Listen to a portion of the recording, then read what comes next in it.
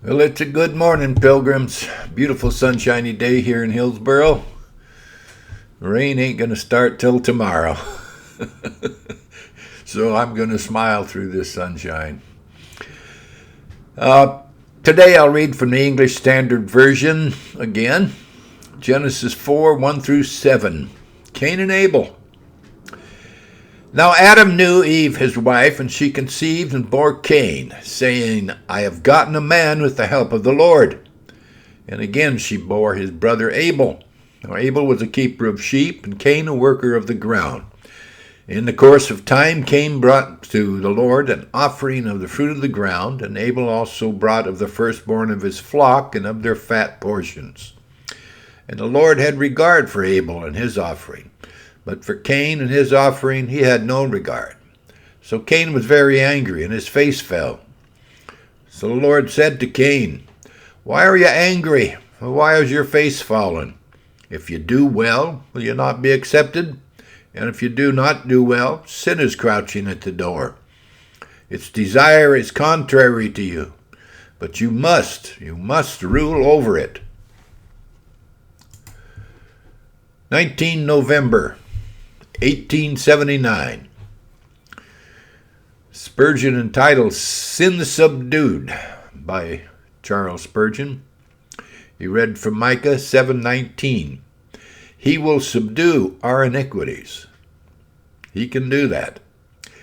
If there is any sin that gets a mastery over you, you will be lost. You are bound to conquer every sin. Remember that. You may call it a besetting sin or not, but it must be either overcome by you or it will be your ruin.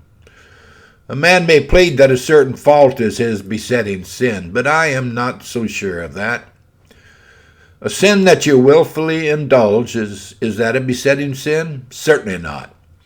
If I had to cross Clapham Common tonight and 3 stout fellows beset me to take away whatever I had, I would do my very best in self-defense. That is what I call a besetting sin, something that besets a man. He doesn't expect it. A besetting sin is a sin that sometimes surprises us, and when we ought to show a fight and drive the besetting sin away. If I were to walk over the common every night, arm in arm with a fellow who I knew was a pickpocket, I should not say that the man beset me. No, he and I are friends, evidently, and the robbery is only a little dodge of ours. If you go willfully into sin or tolerated it and say you can't help it, well, you have to help it, or you'll be lost. Yeah, one thing is certain.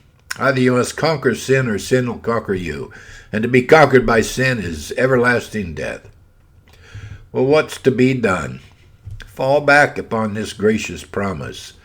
He will subdue our iniquities. They have to be subdued. Jesus will do the deed, and in his name we will overcome. If we are slothful, we will in God's strength do 10 times as much as we should have done had we been naturally of an active turn. If we are angry, we will school ourselves till we become meek.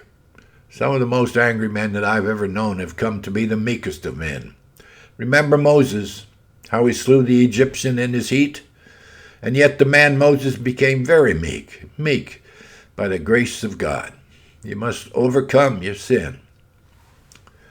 Oh, may my heart, by grace renewed, by my Redeemer's throne, and be my stubborn will subdued, his government to own. Let deep repentance, faith, and love be joined with godly fear, and all my conversation prove my heart to be sincere. Preserve me from the snares of sin through my remaining days, and in me let each virtue shine to my Redeemer's praise. Let lively hope my soul inspire, let warm affections rise, and may I wait with strong desire to mount above the skies. A Prayer for Holiness by John Fawcett, 1782. Well, God bless, brothers and sisters. Have a great day.